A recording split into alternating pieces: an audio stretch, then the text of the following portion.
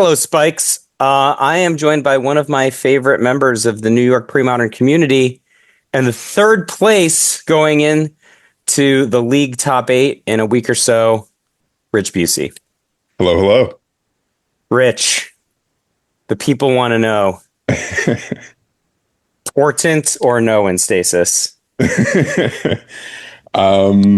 Yeah, definitely for portent. I just to give you kind of an overview of my just to give you my stasis rant.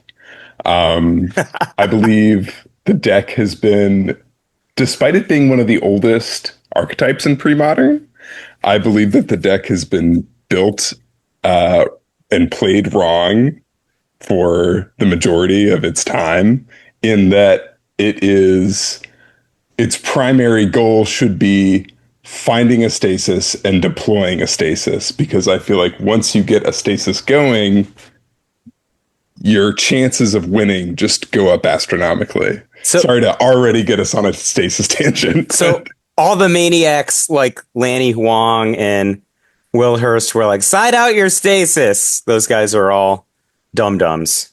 Okay, so I thought that originally, and then I got crushed by SWB about 8 games in a row with Stasis versus Dreadnought, which makes me think that there are some matchups, specifically blue mirrors, where you do want to board out stasises and sort of pivot to a brain freeze and maybe even a Gaia's Blessing plan.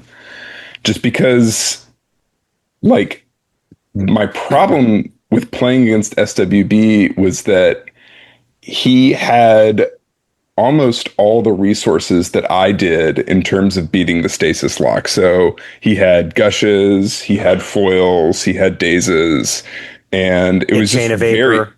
Chain of Vapor, yeah. It was just very hard for me to break parity. And so I think for decks, I think it's You're reasonable. discarding a card every turn, right? To keep the stasis going. Yeah, you're either discarding a card every turn, or you're accruing or tapped lands just by paying for it naturally and trying to bounce islands to your hand and whatnot. So you spent a card playing the stasis in itself, right? So I think for certain matchups where stasis is, where the decks are sort of unbothered by stasis, boarding them out is probably the best way to go. So, for some context, I thought Stasis was just like a non-deck for a long time, a very long time, because I was like on red to begin with when I joined Premodern. And one day, this was years ago, one day I was just like, I'm so smart, I'm going to play Fluctuator. Like, I get paired against Rich. Stasis absolutely demolishes me. And man, did I complain about that the rest of the night. Stasis is not even a real deck. You can counter spells with my Fluctuator. You can just counter my Songs of the Damned. I'm just trying to get real clever for, this top 8's going to look weird. When the deck lists get published, people are going to be like, oh, wow, this was the top 8 of the New York League. These are like the best players in New York. What is 3 Stompy decks, right? Like, so I think there could easily be 3 Stompy decks in the top 8 of League. I don't know. But so small tangent. That match we played where you were on Fluctuator and I was on Stasis was actually my first ever match of Premodern. You destroyed me. I was annihilated.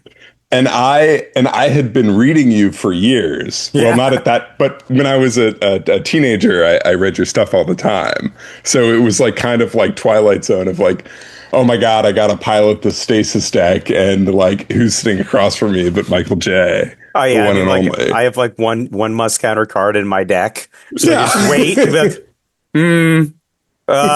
Songs of the Damned, huh? I'm going to counter that one, right? Well, you proceed. You beat me game 1, and I was just like, I was like, okay, so you need this, and this. All right, I think I can handle this. But the reason I said, Rich is one of my favorite members of the Premodern community. I think this was like 3 years ago. I think it might even been before we had Donovan Mitchell, you had said something to me, just like, I don't know what you're worried about, man. The Cavs are the most set up for the future team in the league. And, and I was just like, oh wow, that's what just a fan from other teams thinks. Maybe I have hope in my life. So I've I always had mean, a very dear spot in my heart for Rich since then. I appreciate that. Yeah. Oh yeah, I've always been kind of bullish on the Cavs since I think they draft well. Obviously, Garland and Jared Allen are some of my favorites, and Mobley, of course. But yeah, it's been a super fun community to be a part of. So So yeah, this going back to the top eight. This you alluded to the Stompy deck, yeah. So just you were so here's the situation in New York. right? 2-3 weeks ago, Rich and I are tied for first. Yeah, Rich chooses not to go to the last night of season one of the league. I put up a 2-1. SWB puts up a 2-1. We finish 1-2. Rich falls to third. If I yeah, don't know, Rich is traveling. I don't know what his reason for not being there is, but he falls from tied for first to third because SWB and I both put up 2-1s. SWB could conceivably have taken first. I think I would have rather SWB took first because then he'd be playing LAN right now. yes, And I'd be playing against Reagan. So he's like, nice job getting first.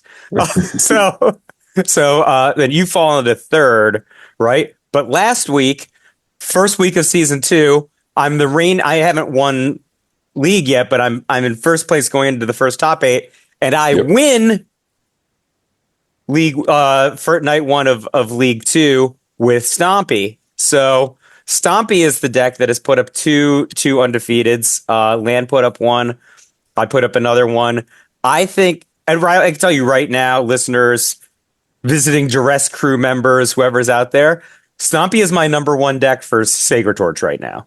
So I would defs play Stompy and Sacred Torch. But I've already vowed to play two different decks in the league top eight and in Sacred Torch. right, They're 2 days apart. My previous right. number one deck was Elves. My current number one deck is Stompy. Um, Uh-huh. I don't think Stompy is the best deck, but yeah, it feels pretty close to the best deck right now. It's fantastic. So okay, so when I was new to the format, I did the thing that I think a lot of people do, where they go on TC Decks and they see just how many pre-modern decks they can build cheaply just to have, because I fell in Yeah. love with the format like instantly. And I saw And you this chose mono green. Stasis. Like, Well, okay. what can I The thing build? about Stasis it is. the thing about Stasis is that I love when I was a kid, I loved watching like old Magic Pro Tour coverage, like when they didn't have sleeves, like the old like Mark Justice, Mike Long videos, stuff like that. And I had heard so much about Stasis, and so I was like, this is literally a card where I don't think I'm going to be able to play this in any other format. And Like, you would be right. this is the only, so that was kind of my idea behind that, and it's super cheap to build as well. But anyway, so I was on TC Decks and I saw this Tin Land Stompy deck, and I was like, well, this is really interesting. It's got Winter Orb. I thought that was super cool. And so I was like, oh, let me build this deck. This seems kind of cool. And then I built it and played it, and I was like, this is garbage. This What did is you not just, like about it? it just seemed, it just, all the cards sucked. Yeah. Like, you're Yeah. playing Land Grant and like, what is it, River Boa Yeah. and Matendalion, I No, we don't think was remember in the the 10 line. deck. The deck that I played has I'll pull up my Instagram feed. That's the only way I know how to do anything anymore. Um let's see, 'cause I posted the deck pick. I had so one of the things I liked about it is especially with my recent play, I thought it could masquerade as elves, right? So the deck has Right. like 4 Llanowar Elf, 3 Fyndhorn Elf, Mhm. um, 4 Curian Ranger, but then it starts to diverge from elves. We have Rogue Elephant, which is a 3/3 for one land grant, Yep. like you said. Main deck Naturalized, which is the thing that I have in elves already. Giant Growth Rancor. Bounty of the Mhm. Hunt, which is like the green force of will. It is literally the green force of will. Yep. Invigorate. I don't know if you know what that one is. It's +4, I do. +4. for Poison 0. All-Star, Modern Poison All-Star. That card saved my first turn Llanowar Elf, Findorn Elf, or Kyrian Ranger twice from dastardly Goblins players on the first turn. Had that guy died, I would have, something bad would have happened to me, like I would have been hit by a Right. lackey or something. Then River Boa, but I think that where the deck I think diverges from the Stompy deck that you probably played early on in the format is we have 4 main deck Call of the Herd, uh, 14 land, not 10, because we added 4 Treetop Village, and then Tanglewire main deck instead of Winter Orb.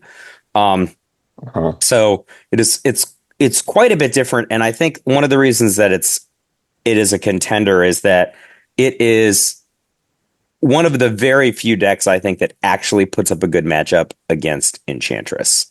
Like Fast Clock Interesting. plus a shit ton of Naturalized and Tranquil Domain after sideboarding and 4 Tangle Wire lets it put up a fight against Enchantress. And as you know, as everybody listening to this podcast probably knows, SWB has been an absolute end boss with Enchantress like the last couple of weeks. Right. He won the monthly on Tuesday last week. Uh, I don't think he won league last week, but he beat me. He went 2-1, and then he won the $1,000 bearded tournament. Yeah. Beat me in the top 4, and then he played Enchantress again this week. Could have belted, but was defeated in the belt match by Stompy in the hands of yours Nice. truly. Nice. Okay, so couple questions, comments. Um, so you're telling me that you removed 12 bad cards and added 12 good cards, and the deck was much better. Well, like specifically Call of the Herd. Is pretty Call the good. Herd, a very good card. Yeah.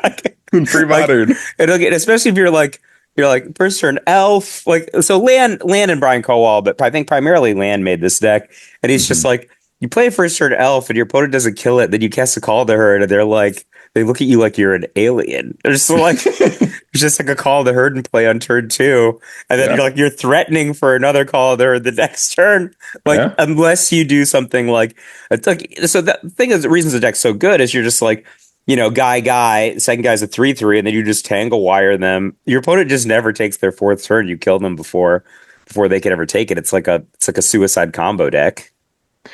I feel like that's kind of the story of the format in Premodern of a lot of the times is you have this deck that's already been established, and then somebody who like really cares, like you or Lanny or Rich Shea or somebody, like is like, wait, no, this, if we just take out the bad cards in this deck and put in good cards, like Elves with Survival of the Fittest. Oh my God, all of a sudden. Well, I had lost to SWB with Elves at the meetup last week, and then I lost to him in the top 4 of Bearded. So, I was feeling kind of glum because the Duress Right. Crew data has Elves a 70-30 favorite. And Nick Mayo from the Duress Crew told me, well, you took Tanglewire out. And Tanglewire is one of the reasons that Elves is the favorite.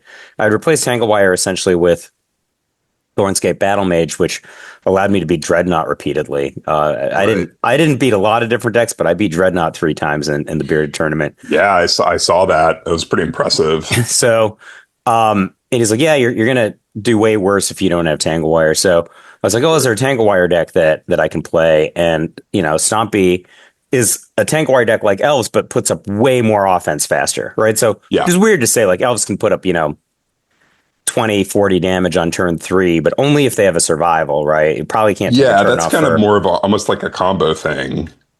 yeah, you're right? probably not taking a turn off for Tanglewire in that case, right? So Yeah. versus Stompy can put up the Tanglewire and just deploy 3/3/3s while the opponent's tapped out and kill them before they take their 4th turn. Yeah, so why do you think, I guess you kind of answered it already, but why do you think this deck has such a good matchup against Enchantress, which is kind of shaping up to be the new big bad of the format, I think? So I think like the principal difference between Enchantress and Replenish, if you look at those, like, both decks are using mana acceleration to turbo out Opal Wave. Both decks are defending themselves with Swords to Plowshares. Well, Replenish might have more Swords to Plowshares in game 1, or Enchantress maybe only has 2 or 3. Enchantress, interestingly, can play the faster Opal Wave if it gets its accelerator draw. But the reason it's so good is because Enchantress their only permanents they have that are relevant are lands and maybe Argothian Enchantress, which doesn't block anyway, right? So if you put Tangle Wire down, you just literally like hyper time walk them. They don't have other permanents to tap. So, if you Can't they just tap a bunch of enchantments like Mary's no, Guile and Tangle Wire what? only taps artifacts, creatures, and lands. Yeah. Oh, So oh, it really locks them down. So the main difference right, between that and replenish in the same spot can just float mana and cast a frantic search and then still go off against you or still take their fourth turn. sure, So the yeah, thing is like your opponent just literally doesn't take their fourth turn for 3 turns, right? So because they don't have other permanents that they can tap. So like they might not be entirely time walked, but like if they're tapping 2 to 3 permanents and they only have 4 to 5 tappable permanents, they're basically on turn 1 and you're on turn 6, right? If right. you have like an active turn 6, this deck is like 6 free spell giant growths, a bunch of other giant growths, just 3/3s for 1. You're easily going to kill them, right? That's the thing. So And that's why it's so good. unlike elves, you can deliver like a super fast clock with the Tangle Wire Oh yeah. to If take you're advantage of the tempo you've gained. Yeah, so if your opponent's not wrathing you, right, then like on the off turn you just play like 6 power, right? And Sure. so you basically just take turn 2 3 twice, right, while your opponent's stuck like with 1 mana. And they might have if they had a swords, they probably cast on your first guy, right?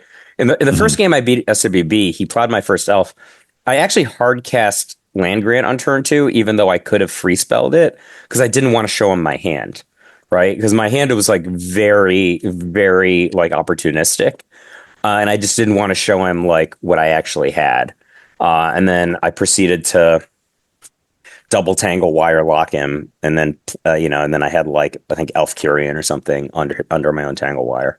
Sure. Yeah. So that was that was real good. The other thing is, like a deck like Replenish kind of has more dimensions because it has blue search spells. Like you float your mana and cast an intuition, right? Get 3 replenishes. The next turn you Right. can like just frantic search replenish out from under the tangle wire. That works just fine. Enchantress, they basically can just put out enchantments, right? And even if the enchantments are really powerful, like Parallax Wave, like I probably overboarded because I respect SWB so much, but I had like 3 Tranquil Yeah. Domains in my sideboard. So if you're like Yeah. Fuck it. four naturalize, 4 Tangle Wire, 3 Tranquil Domain, like he's just I can't do anything, right? Like I need to take turn Yeah. 4. Like it can't even turbo out Sarah Sanctum because I don't have any enchantments in play, Hmm. right? So Sarah Sanctum's not even powerful, right? So um, yeah, so like you really can take the wind out of Enchantress's sails with this deck in a way that I think other maybe goblins can do the same thing if they're sideboarding Tranquil Domain. And I know you're like a back pocket goblins guy. You're like, oh, I'm all stasis. I've seen you have a lackey in play.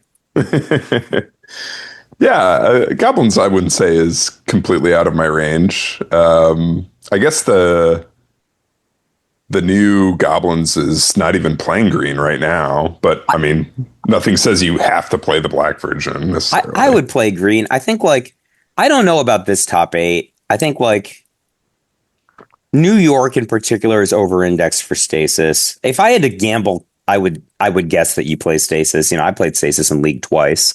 I put up a Yeah. combined 4-2, I think, in the two nights I played it. Hmm. Um, Losses to SWB and we both lost to Reanimator that one night. Yeah. Yeah, so I think we're over indexed for stasis, but I think the green version is better against stasis and it's better against Enchantress, right? Like Tranquil Domain or not Tranquil Domain, it's not really a decision, is it? Sure, sure. Yeah, so regarding the top 8, I've found it really interesting to sort of plan for what is essentially like a micro metagame. Yeah. Because the way I'm thinking about it is, okay, first match, I'm going to be matched up against Derek. Derek is the wildest wild card in the top 8. So That guy, yeah, he has like infinite range, like divide by zero range.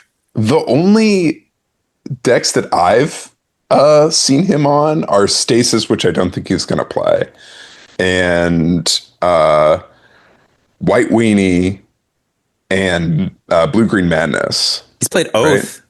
He's played Oath. Oh, Yeah, okay. so I've been playing against Derek for I think like the first time I played him was 2006 States, which I won.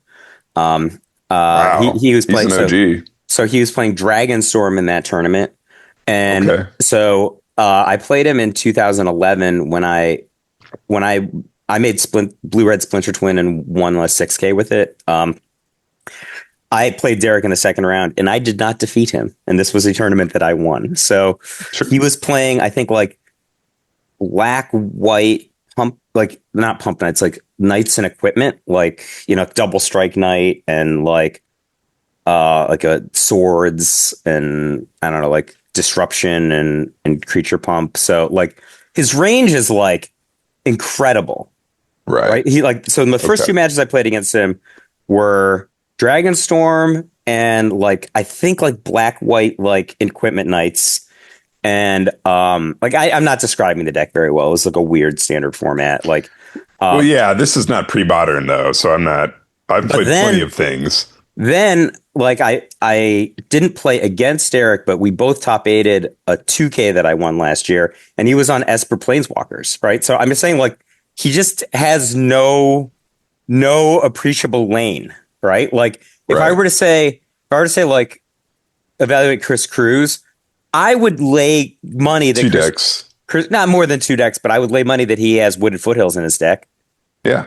right? So Oath or mono red, I would say. I played him with goblins before, also.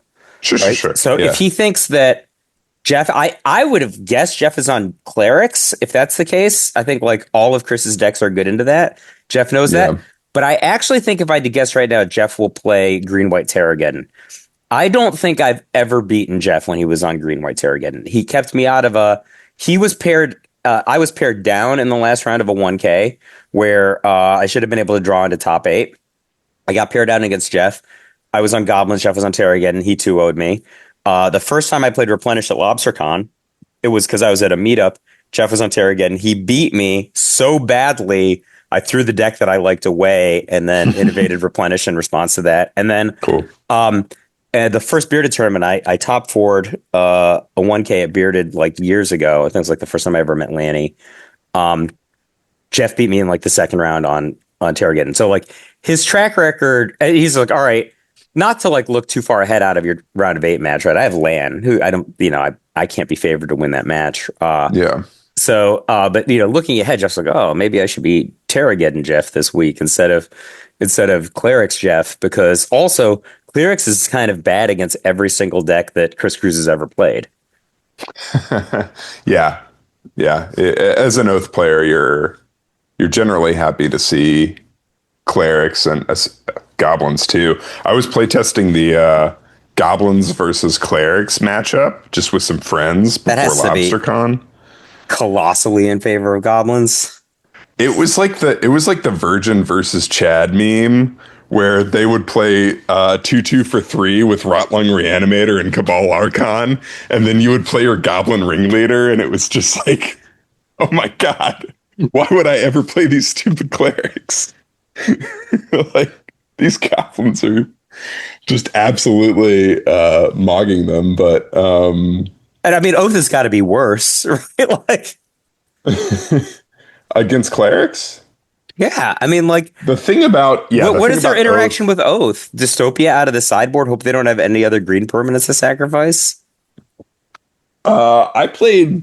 I lost to Jeff with Oath, and he was playing clerics, and he just took my Oath out of my opening hand each turn with a Cabal Therapy or a Duress. Oh, so you just didn't have the Oath. So yeah, I just didn't have. Was that what did you play at Grand Prix Levine? I played clerics, which was a huge mistake. I can promise you I will not be playing clerics for either either Sacred Torch or the top eight. So I don't know what land is going to be on. I think I have this weird suspicion land might be on Devourer. Like, but I could easily see him on. These are the decks that he 3-0'd with in League Series 1.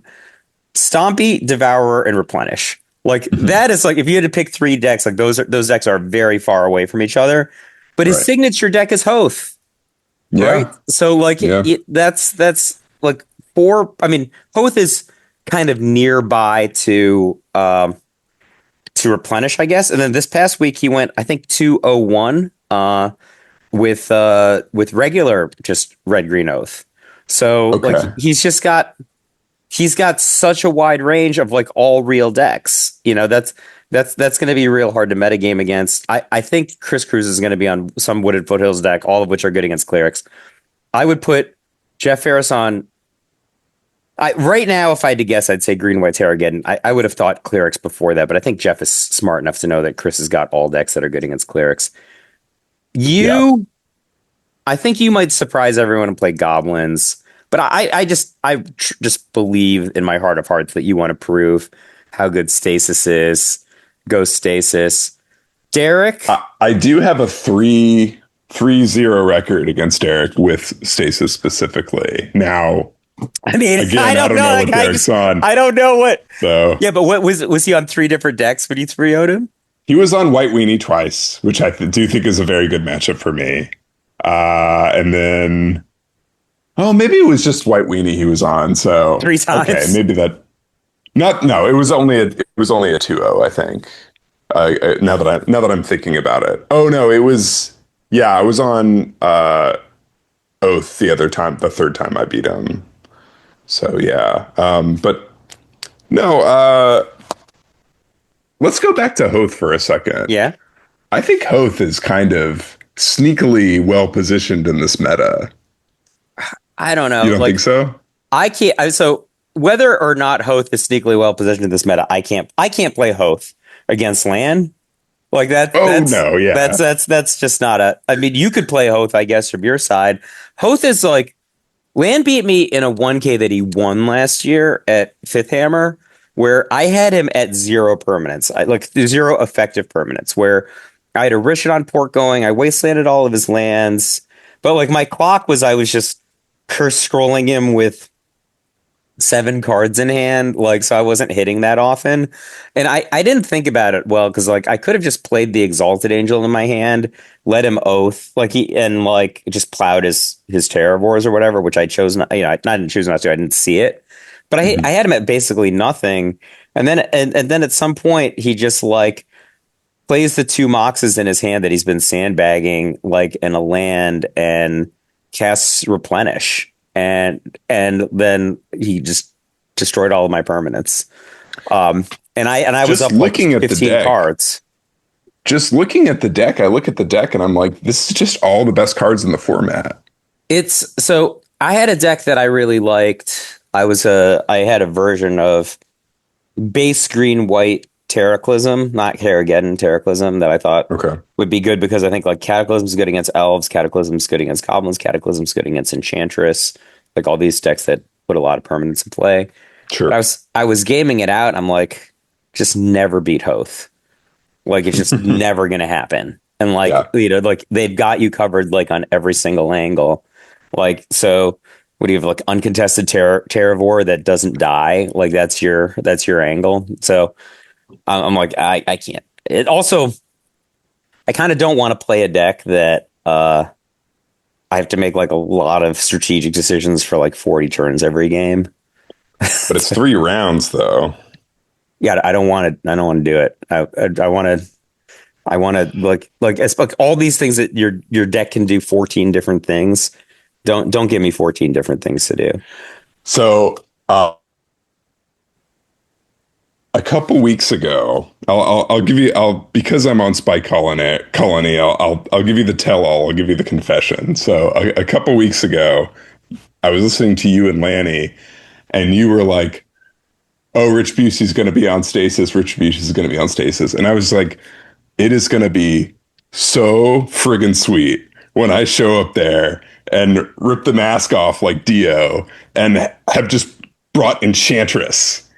And I just go Enchantress and I just crush everybody with Enchantress. And that was my plan. And I had been practicing Enchantress a little bit. That would have been And I was sick. practicing the deck, and I was like, this deck is sweet. And, it's not the easiest deck in the world to play, but it's not that. I It's mean, very overpowered. it didn't feel that hard to me. So I am lucky enough to work at a place where I work with a guy named Raymond Chung, who was on the Pro Tour. So Ray is nice enough to playtest Premodern with me sometimes after work, which is awesome. But I was playtesting with him, and I was just like, I was wrecking Dreadnought. I felt great against goblins. Like all of our playtesting was going super well. And I was like, maybe I'm missing something. Maybe this deck is way harder to play. And then I kind of got psyched out of it because I was like, oh no, SWB is going to play Enchantress too. And if I'm playing a mirror against SWB and the mirror comes down to who's better at playing the deck, I'm not going to win that match. SWB beat Enchantress in the finals of the Bearded 1K last I weekend. know. 2-0. I know. What do you think about that? I think SWB is less experienced with Enchantress than maybe you're imagining.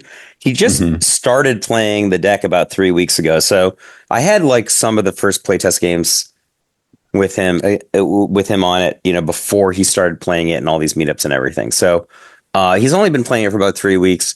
I am not criticizing SWB when I say this. He will often say, like when we're playing a game, I was sloppy there. It's like, oh, I should have done this tighter, right? So he's like, Sure. I can't do this. He'll be like, oh, I couldn't do this at Bearded, and I'd be like, look, man, we could be playing for like the mocks, and I would have let you take it back, right? And he's like, yeah, but I can't have that mindset. Like, not everybody's gonna, think that way. So I can tell you, he's less experienced with it than you're maybe imagining. And I wouldn't want to walk into that. SWB is a monster, obviously. I mean, this past couple weeks is not what I mean. He won the 1K, won the meetup. He is by far the best meetup player of the last 12 months. Like, not even close. Yeah. Right. So I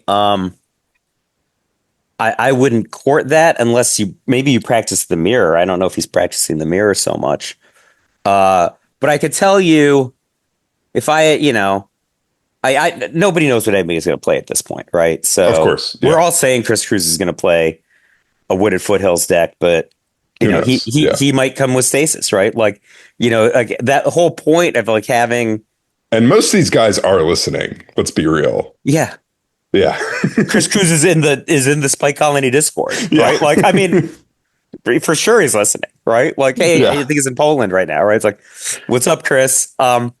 So, like everybody has got probably more range than they've shown, right? Yes. Like, in the past, right? Like, and a lot of that is just like, just inertia, right? Like SWB was I think like 12 1-2 in 3 tournaments with Enchantress. So he just played it again, and he almost won. Right? Yeah. If he'd beaten me, he would have won. He would have won the first week of League on Thursday. Well, for big tournaments, and SWB knows this, that you want to bring something that you're super super comfortable with. So I could tell you, just if you had been there, you would have seen the same thing. He seemed to be very impressed with Stompy, right? So sure, we played a bunch of main deck and sideboard playtest games after the match was over, and I think Stompy lost 1 game. So prior to that, I played against Goblins twice. I beat Goblins both times, 4-1 in games, including I won a game that I got pinned under Goblin Sharpshooter, which elves can't do.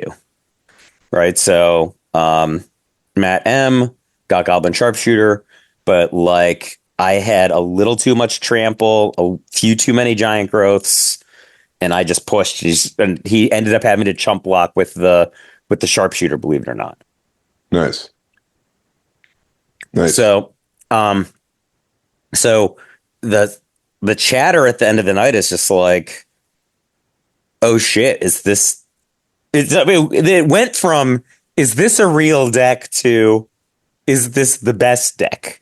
Right. So like so I I don't know. Like it has some weaknesses, right? Like I can't imagine it's very good against Oath, right? So, but to be fair, the night that Lan won, he beat Oath. I can't imagine that it's very good against Replenish. Yeah, but like I was saying, Replenish and Enchantress have a very similar game plan to one another right now Uh-huh. with regards to Stompy, and um, I think all of us have the same intuition, which is that Replenish should be way ahead, but man, is Stompy ahead against Enchantress. Yeah, Yeah. that's all I can say. Yeah. I guess blue cards really change it, right? Like the fact that they can mana leak you, or Yeah. I mean, just I think maybe the ability to just go like meddling mage tranquil domain or something like that. That is a massive game changer.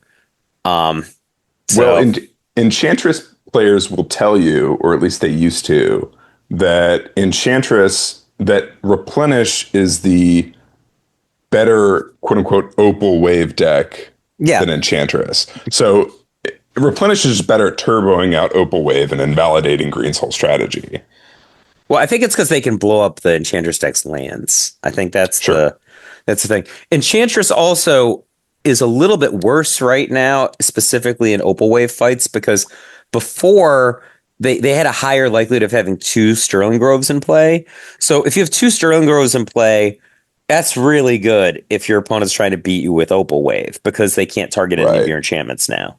Yeah. Um, but I think they're down to two total Sterling Groves, so that changes the math quite a bit. Hmm. Um, but I don't know. I played against SWB last week at League. The night we both went 2-1. I was on Replenish. He was on Enchantress. He 2-0'd me. And Replenish is like, according to the Duress Crew data, is a 90-10 favorite against Enchantress. Right. It did not go even 3 games. So Right. I think Enchantress is mainline, like no weird metagaming, no weird land made a stompy deck sort of sitch. Has got to be the best deck in pre-modern. But It's this, yeah, yeah, really, and when really overpowered. we talk about duress crew data, and this isn't denigrating that project or the data. The data is great, but the data is essentially indexing a different deck Yeah. than the Enchantress we know because of the three opals and three waves, right? Well, everything. So like Everything's the Rich Shea deck the now. Rich Why Shea wouldn't deck it be? is like 5 months old, not 5 years old, right? Exactly. So Exactly. it and like that deck has got the Gaia's Blessing sideboard. It's got, the hyper aggressive anti blue cards of Xanted Swarm and Carpet of Flowers. Yep. It is very different. But like, you also have to kind of take it with a grain of salt insofar that, when I played Red, like I can't even tell you how many times I've lost to Cam Fulton. Like, I beat Cam Sure. Fulton with Red once ever. He was the 1 seed at the volleyball 1K, and I snuck in at the 8th seed, and Cam put the soul read on me and blocked my Argothian and blocked my ball lightning with an Argothian Enchantress. He's just like, it's like I need to preserve a life point, right? If Mike has two Fire Wow. Blasts, I'm dead, right? And I can tell you that's a block I'm never making, but well, if God he bless hadn't him. made the block, he would have Yeah, won, right? So then sure. he didn't. So then he had a worship, but he didn't have a creature to go with it, Oh, right? oh, I see. Okay, So gotcha. he had Sterling Grove for the work. So I knew he had worship coming, right? Hmm. But like if I literally just have two Fire Blasts in my hand, Cam's dead. If he doesn't make this block, so he's just like, so I made the block and I just got a turn, but I think that's the only time I've ever beaten him. Burn on Enchantress, and I think that Burn has got to have a way better shot against Enchantress than it has historically, because like when Cam was beating me all those times, like his battlefield might be a sphere of law, a worship, a solitary confinement, and a circle red, right? Like Elephant grass. he's just got all these different things, none of which I can track. And It's a elephant pillow. grass. It's That was when it was more of a pillow fort deck and less of a combo deck. Yeah, now it's SOV is just like this is just a turbo opal wave deck, Totally. So Yeah. with the best card draw in the format, that's the thing, right? So Yeah.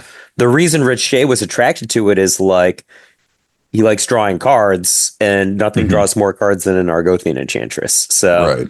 he just I guess the most efficient thing to do is take the best anti-creature defense, which is opal wave, add that to the best card drawing, and then have a side plan for the blue decks, right? So Yeah. historically, decks like this are gonna lose to Vision Charm. They're gonna lose to Tide Combo. So he just found the cards that make it so that you don't lose to those cards anymore. And he created a pretty awesome deck, obviously rewarded by winning LobsterCon. But I think it's like basically the best deck, except for it seems like a severe dog to Stompy in the testing that we've done. And Stompy happens to have great matchups against the top part of the metagame right now. That's the thing, right? So What else are the good matchups? I think like I just assume these matchups are carrying over, right? Like Stompy was like Elves is so good against Dreadnought. Elves is so good against Tide Combo. Elves is so good against Stasis. I assume Stompy is like just carries all of those and in just magnified sense. I don't know. Uh, are we sure that are we sure that Elves is that much of a favorite against Dreadnought? I didn't think that was the case. I beat Dreadnought 3 times at Bearded, and it didn't seem. So I mean, my Elves deck has 3 main deck Thornscape Battle Mage, and I think I'll play 4 now because Caller of the Claw got sided out every match. Yeah. So like if you have a bunch of Thornscape Battle Mage, I think like the matchup's pretty trivial. Like a single Thornscape Battle Mage combined with so like remember Dreadnought can't really destroy creatures in game 1, right? So No. if you get like a symbiote, right, and they don't kill you, you just like find Thornscape Battle Mage, they pretty much can't keep a Dreadnought anymore. They just find another way to kill you, right? And so you can just beat them by attacking with 1/1s and 2/2s at that point.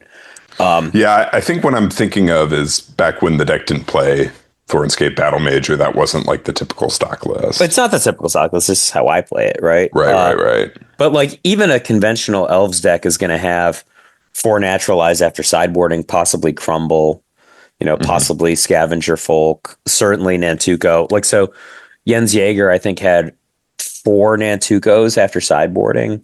It's a lot of Nantukos, right? So the thing is like there's 2 kinds of games you can be playing as Dreadnought. The games where your opponent has a survival and the games your opponent doesn't have a survival, right? So even in the games your opponent doesn't have a survival, they can do stuff like Symbiote Multani's Acolyte, that is a relatively powerful card draw engine, and they just draw a bunch of naturalize that way.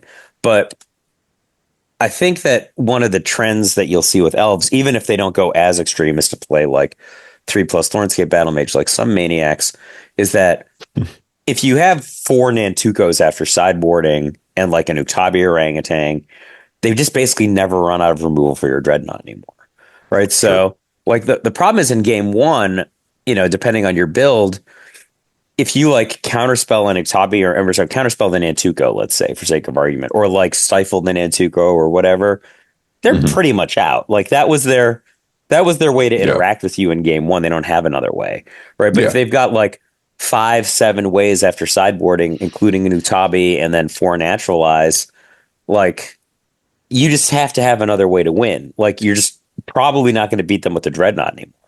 So if you look at Stompy has 2 main deck naturalize, 4 naturalize after sideboarding, and a Crumble, right? And a fast clock. Like, I think like, and then they've also got like 4 Rushwood Legate and probably 4 Hidden Gibbons. Like the Dreadnought deck has to be like fast and have free spells, because you can't just be like, all right, your opponent's just like Elf Ranger Hidden Gibbons go, right? And then you're like combo, and you're like, okay, turn on the Hidden Gibbons. how many free spells do you have? Because the likelihood of your dreadnought getting to its first attack phase without having to interact with a removal spell here is like probably less than 50%, right? Like Hmm. meaningfully less than 50%. So if you kept a hand that was like, I have a second turn dreadnought, but no, foil or whatever, like your dreadnought's dead and they're going to attack you for 8. Like Yeah. that's all right. You have to have another dreadnought now. You don't have And another.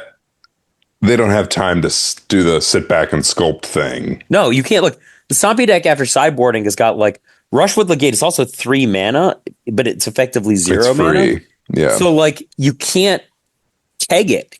All right. So like if you're gonna say, all right, my plan is to, all right, I'll take like 6, but I'm gonna keg all these 1 drops. Like this doesn't work.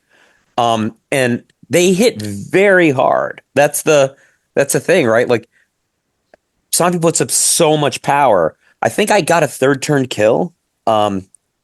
So Wow. yeah, so like I like played I think like you know Elf Ranger Rogue Elephant, and I just had like I think my opponent was just, I think I put you on +6 from 2 giant growths in your hand, but I had an invigorate.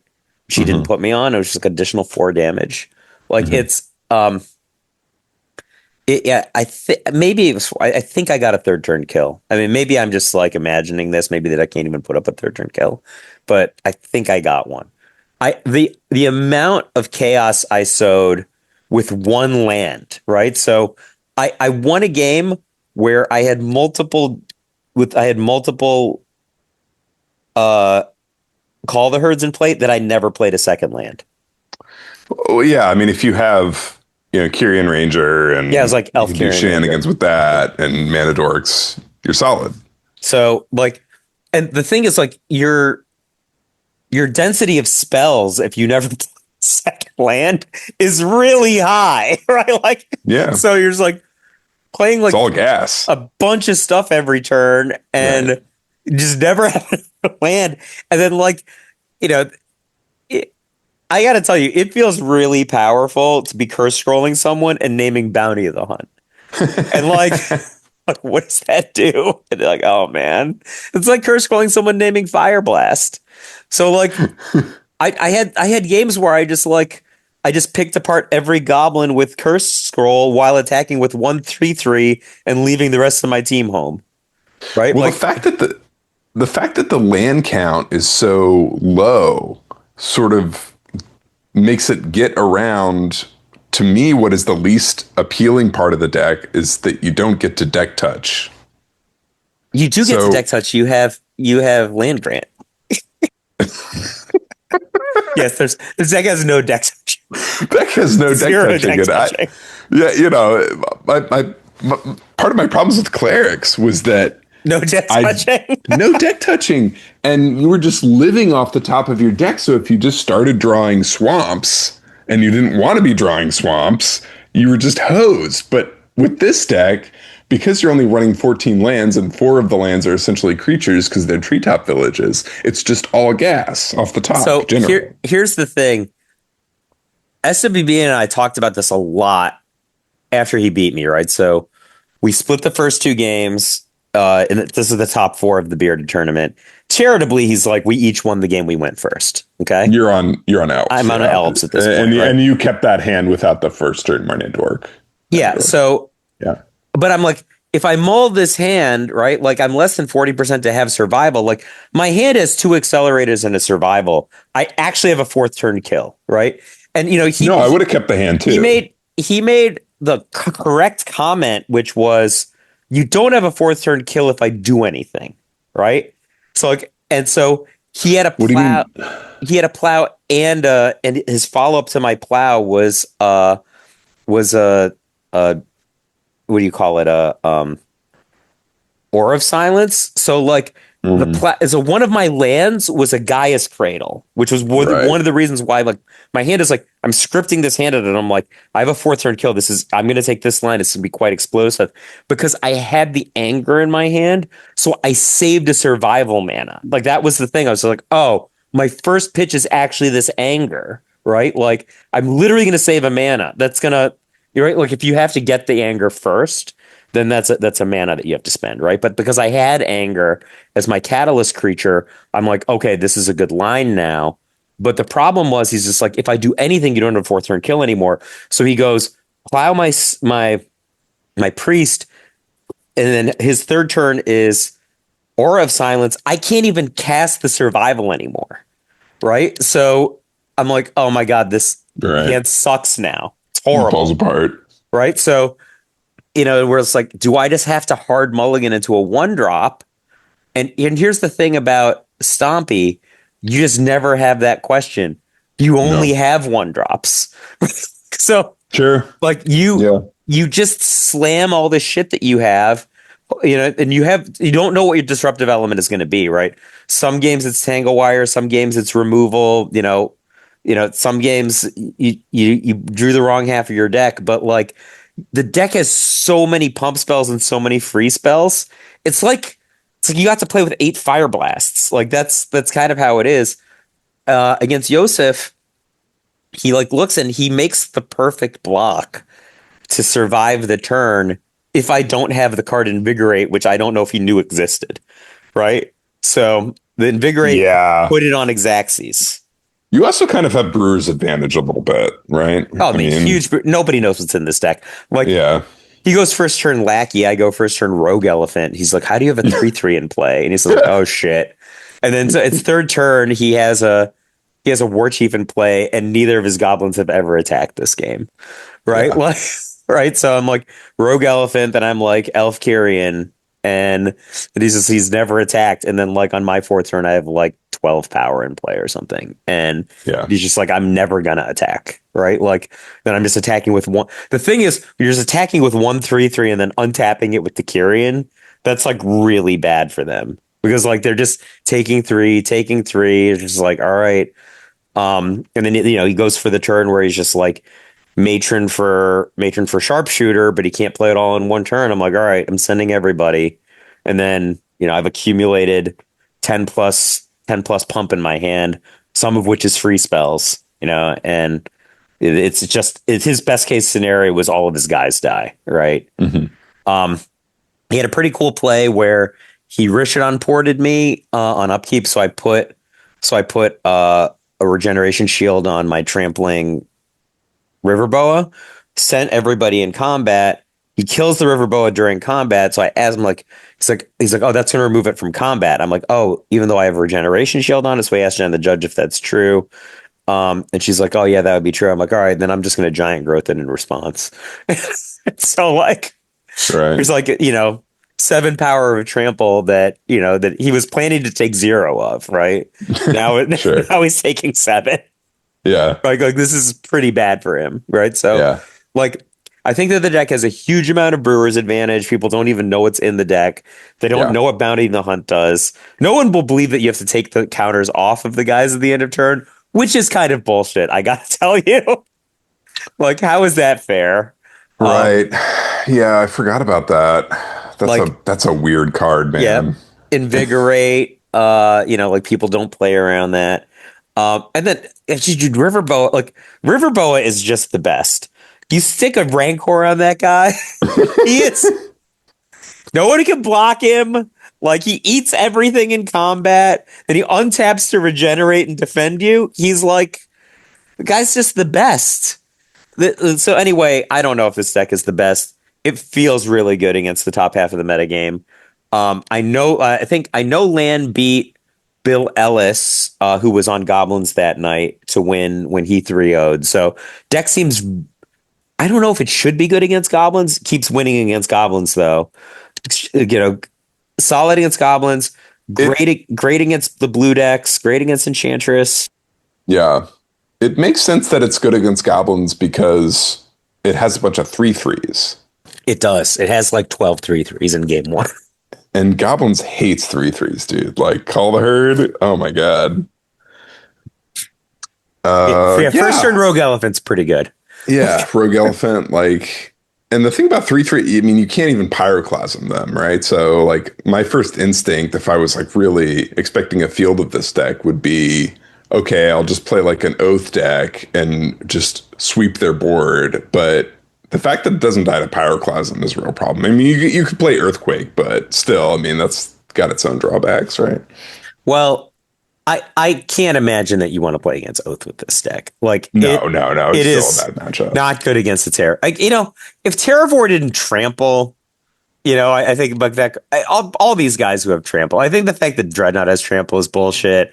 The fact that Terravore has trample is bullshit. Like, if those guys didn't have trample, I think the format would be really interesting, right? Like, Mhm. you could block with an attunement and then like kind of like pick up your cards. So that'd be pretty cool. But Sure. instead, you're just like, trample for 9. Yeah. Yeah. Yeah. I remember I played against SWB and he was playing the mono green Stompy deck and I was playing Replenish. And I just remember being a turn faster than him. But I don't think at that point the deck had Tangle Wire. Yeah, I think that's the big change. When Land won, he didn't have Tangle Wire in 75. So we have Yeah. 4 in the main deck now. Right. And I think like originally the deck only had 10 land, right? You're like 10 land Stompy. 14 land Stompy is way more reliable. Yeah. I think people just liked the name Tin Land Stompy. That Yeah, sounds well, silly. But that's sweet. I was like, oh, what can I play? I was taking test draws with Dance Academy today. Man, Dance Academy sucks. yeah. Yeah, it did not. It. I mean, it's really cool that you can play what Mind Over Matter It sucks. in the format.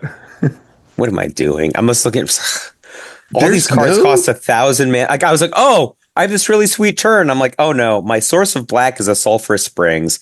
I need to cast both Burning Wish and Dark Ritual this turn. All the rest of my land don't tap for black or red. I'm like, what the heck is going on? I'm like a Sulphurous Springs basic island ancient tomb deck.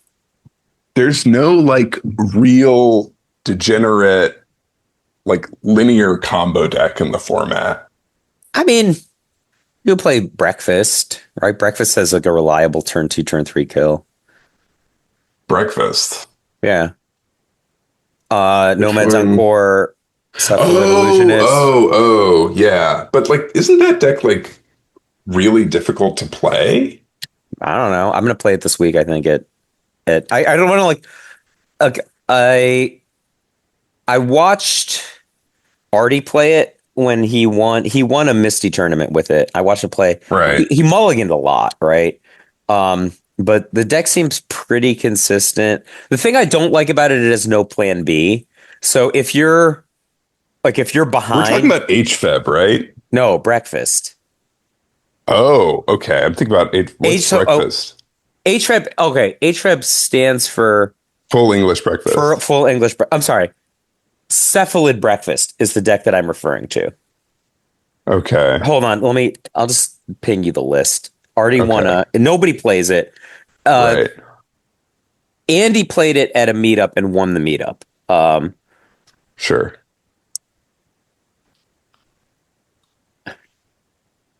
Let me see if this is an easy. I think this is it. I'm pinging this to you on chat. I mean, I was thinking about like linear combo decks that are just kind of like Tron, where you put the helmet on and you hope they don't have it. So this deck is it's a Sutured Ghoul combo deck with Terravores. Okay.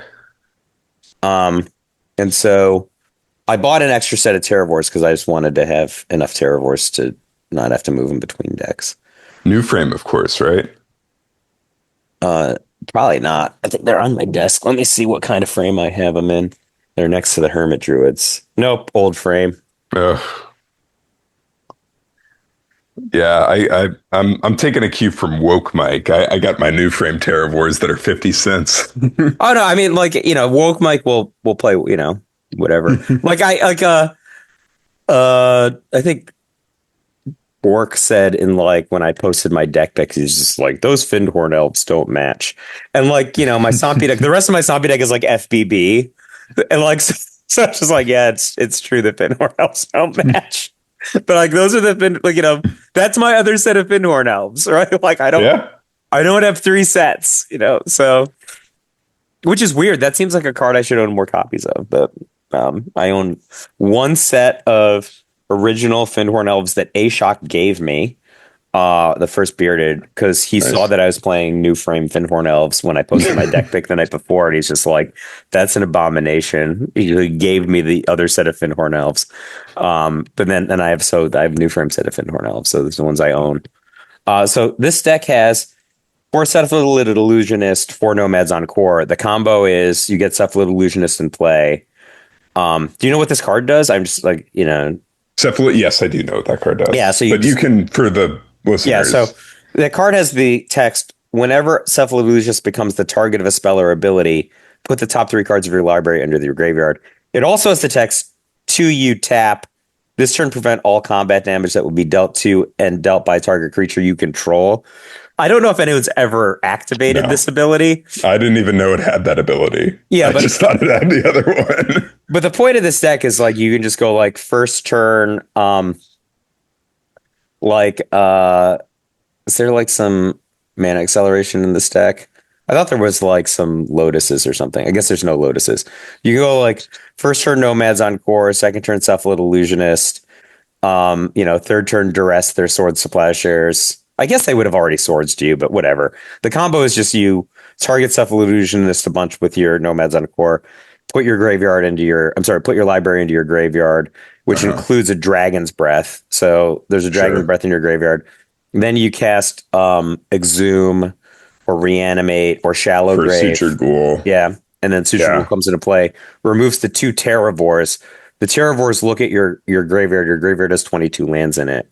Right. So Right. your and then there's also like the Hermit Druid version of this deck. So the deck also has Hermit Druid. So you basically have it's like one combo, which is Terravore, Sutured Ghoul, but the 2 ways to get to the combo, basically, like you can just play a Hermit Druid or you could play Nomads on core, Cephalid Illusionist, either way, but it gets to the same place. Like there's no plan B, right? So HFEB has got a plan B, which is the Triskelion, Phyrexian, whatever package, for Devourer damage. But like this one just has the Reanimate My Giant guy. Yeah. And then there's the deck that top aided at LobsterCon, which doesn't play the Cephalid package and instead is like Druids, Dreadnoughts, and then you play Dreadnought Stifle. Yeah, so that deck, instead of having Terravore, has Phyrexian Dreadnought, so it's more expensive insofar that like you need to have 4 Dreadnoughts in your deck in order to get high enough power versus two Terravores is more power than 4 Dreadnoughts typically, right? Okay. So it's more expensive from a deck building standpoint, but it has the side plan of being able to be Stifle Knot, right? So it's not a good Stifle Knot deck, right? It doesn't have any of the blue search cards, but you can randomly Stifle Knot people, which is a powerful side plan. And then there's the other version which has Doomsday. I wanna meet up with that. So it's that version doesn't have any stifles, it only has Vision Charms. Right. So, but it has a third plan of Doomsday, and you can Doomsday depending on what's in your hand. And there's 1 breakthrough in the deck. So you can Doomsday for basically you just Doomsday for 2 to 3 Dreadnoughts and the Sutured Ghoul. And then like you can Vision Charm yourself, like the card you draw is Vision Charm, you Vision Charm yourself to bin all those cards and then cast a Shallow Grave. Or if you have a Vision Charm in your hand, just draw a Shallow Grave, Vision Charm. Or if you don't have either of them, you have Shallow Grave be your last card, cast a Breakthrough, draw your whole library with Doomsday, then discard those cards. So discard Dreadnought, Sutured Ghoul. That's not a very powerful Sutured Ghoul. It's only 24 power, but but the cool thing about that deck, it is a whole third combo, right? So you have like, Vision Charm Dreadnought, you have Hermit Druid, and then you have Doomsday, Doomsday Sutured Ghoul. I gotta say, I played a meetup with the LobsterCon Hermit Druid list, and it felt terrible. It wasn't good? I mean, I don't know if the deck's good or it's just like not my thing, but I played against Chris Cruz and he was on Oath Ponza, and I was like, okay, like I'll play a City of Brass, and I'm like, I really need the City of Brass to do And he anything. just wastelands you. It just goes Wasteland, and I'm just like, well, I think I Uh, Wasteland, Mox Diamond into Thermokarst. It's like I don't know how. you just got land deed out. Pretty much, and then I played against Roland, and he was on like some kind of grow deck, and he just countered all my good stuff. So yeah, I don't know. Maybe I'm just playing the deck wrong. I think I was just not. I just didn't know which hands to mulligan. I think I was just like keeping too many hands. So I I played against an earlier version of that deck, which was piloted by Flint Espel the year that he won LobsterCon. And Okay. Flint mulligans like crazy. That guy never he never saw seven cards that he liked, as far as I know, in Okay. his life. So I think Yeah. like you do a lot of mulliganing with that. So you kind of have to keep a hand that has a character to it, I think. Like also that deck could just play first turn Dreadnought, right? Like you just like Yeah. Elvish Spirit Guide out your Dreadnought and then just, Stifler Vision Charm it on the spot. Like that is a thing that other decks can't do. Your opponent's kind of has to have the thing. Yeah. Yeah, I think I had a game against Roland where I did a turn two dreadnought and he plays plow, and then I'm like, well, that's all she wrote for me, I guess. I mean, the thing is like if that's what your hand can produce, no gamble, no future. Of course, of course. The other, I said there were no linear combo decks. I'm totally wrong. The other one I just thought of was Devourer, which of course Lan has been playing. Yeah, so I really like Devourer in this metagame. It seems absurdly good, especially after sideboarding with like, it already has defense grid and is part of its main plan, and then like adds four Xantid Swarm and blasts. Right? Right. Like seems amazing against the blue decks. You can just race all the beatdown decks. Because I think that if anyone's gonna play red deck in the top eight, it's me. I just don't see anyone else playing red deck. Maybe Chris Cruz. No. I don't think Yeah, so. maybe Chris, but yeah, think I don't think so. Um, the the Devour deck that Lan is on is a little different from the LobsterCon one in that he doesn't have ancestral knowledge. He put the impulses back in, which I think is smart. He kind of like married the decks, right? So he doesn't have the green for Oath in the main deck or Guy's Blessing, but he does have green for Xantid Swarm after sideboarding, which is like I Yeah, thought his deck was absolutely outstanding. it looked. Yeah, it.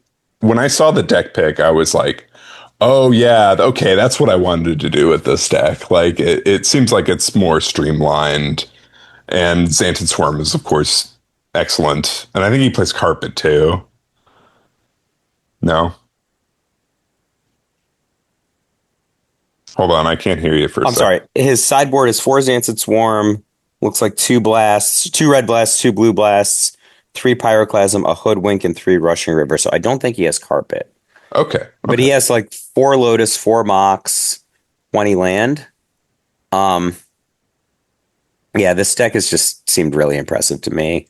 Uh, yeah, and so I've only played Devourer once in my life. I thought Devourer would be great because it's just a deck that naturally plays Sabo's Web. So like a lot of decks like accommodate Sabo's Web. Like, you replenish and it's like, oh, I just have Sabo's Web. Or like 23 and Me has Sabo's Web, but it's kind of a meme. It's like, sure, oh, I can dismantle and blow my own Sabo's Web. That's why I have Sabo's Web. Or like Andy's like, wait, you know that you could capsize your own Sabo's Web. I'm like, oh wow, that seems pretty great, right? But like this is a deck that literally just naturally plays Sabo's Web because you can tinker it for the kill. So I played it in one meetup ever, and I played against Lan, and I went for a fast kill, and I'm like, he was playing Hoth, and I'm like, oh, you don't have Gaia's Blessing, and he's like, but I do have Crows and Reclamation. Crows and sure, Reclamation sure, me sure. for Yeah, the yeah, replenish yeah. kill, Right, right. and obviously Uh, I've expended all my resources to try to get the fast kill. Yeah, I think that deck is solid. I would have trouble.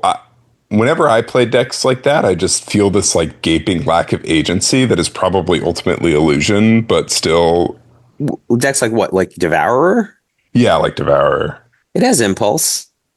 Does It have has, impulse. has Impulse and Yeah. Tinker. And I mean, it also has like, I guess it has Impulse and Tinker.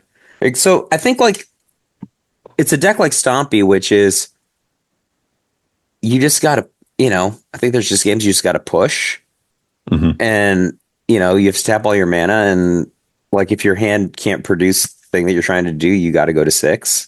I think that's just how those decks are. Versus a deck like Stasis or Goblins, you can keep like these really like less focused hands because you have cards that allow you to play a longer game or develop, right? Like, look, if you don't know what to do with Goblins, you're just like, all right, I have Rishon on Port, and I'm eventually just going to cast like Matron Ringleader, and that's going to produce something, Yeah. or if you have There's a sense of inevitability, sort of.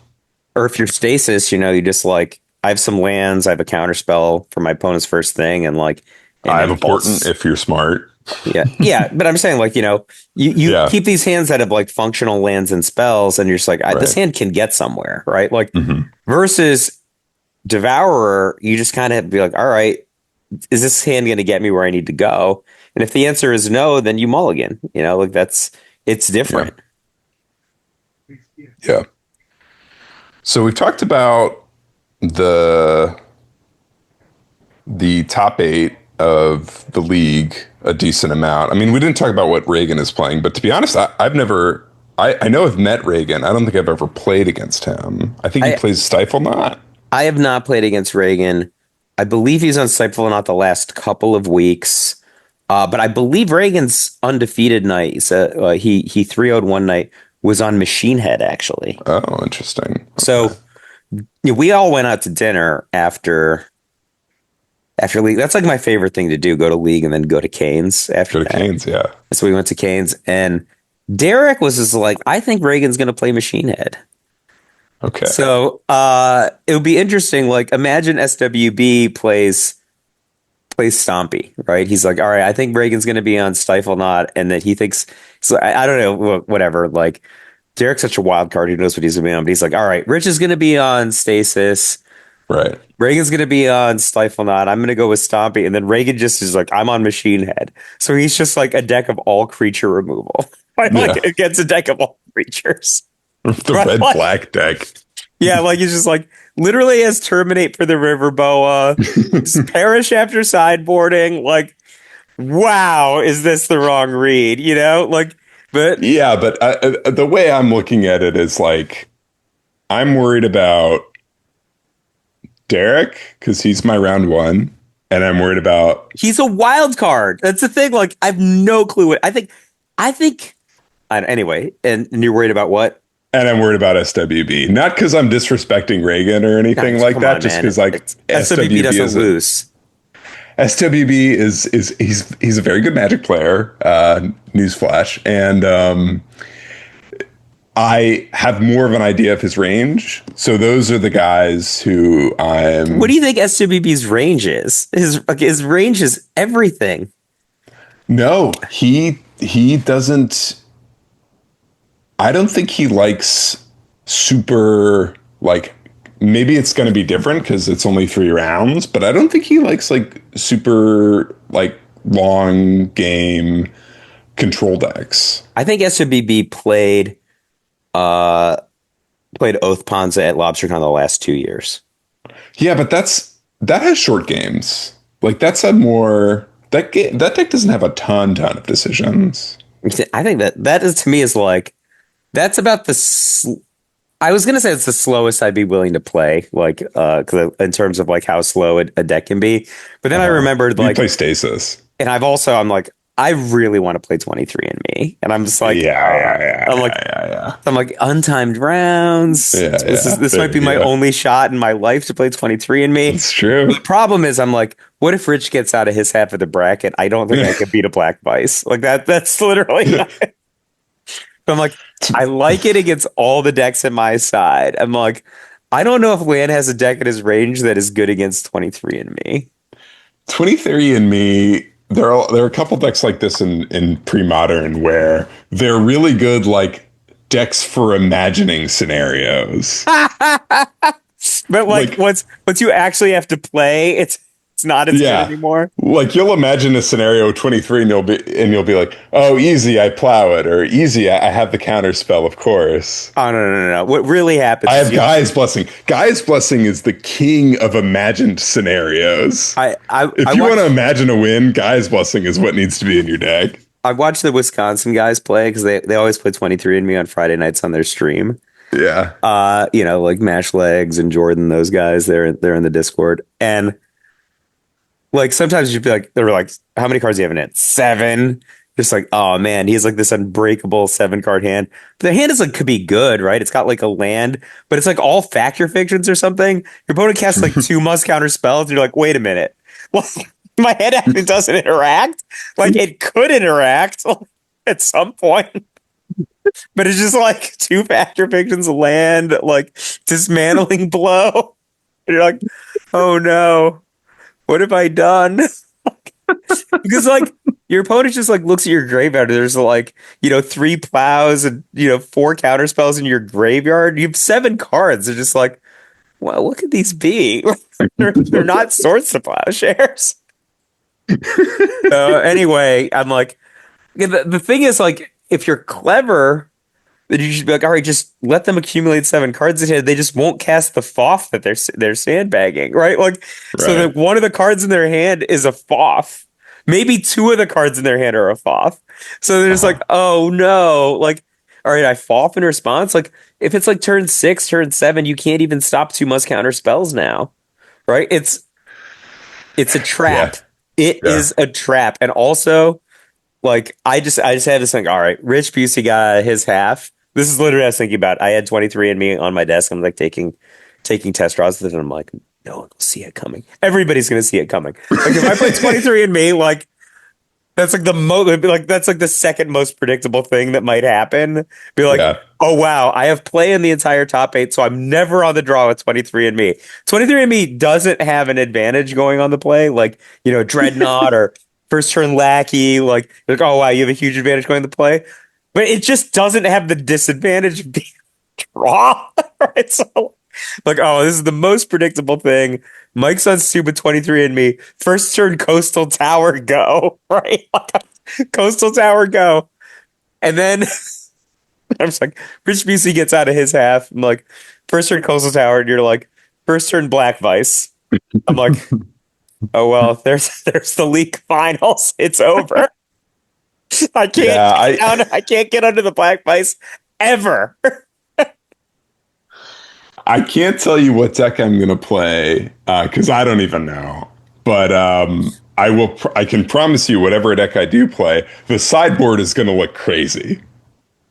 I The think this sideboard is gonna be like half cards I think are gonna be good against Derek, and then like half Enchantress What Hosers or cards are whatever good I think against SWB Derek? is gonna. Derek was playtesting Pox this week with Oh my Scalding god. Tongs, Oh my right? god. You're Like, psyching me out, and man. we're like, I'm I'm just like, Scalding Tongs? Just worse than the rack. And then Andy's like, yeah, but like against a powder keg, it's a different casting cost. So you don't lose your curse scrolls and your racks at the same time. And oh I'm my like, god. oh man, that's like, it doesn't seem good to me, but it's like so next level at the same time.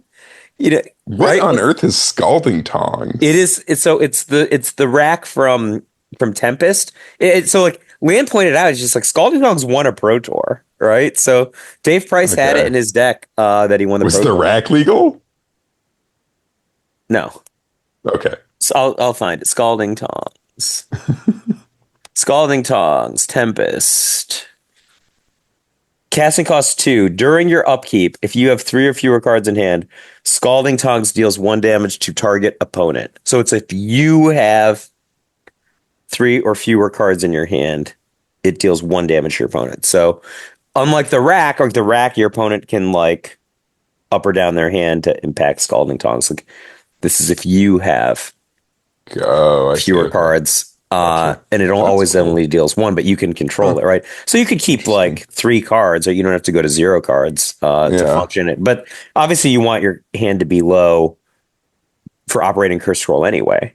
But But anyway, he was on Pox with Scalding Tongs this week.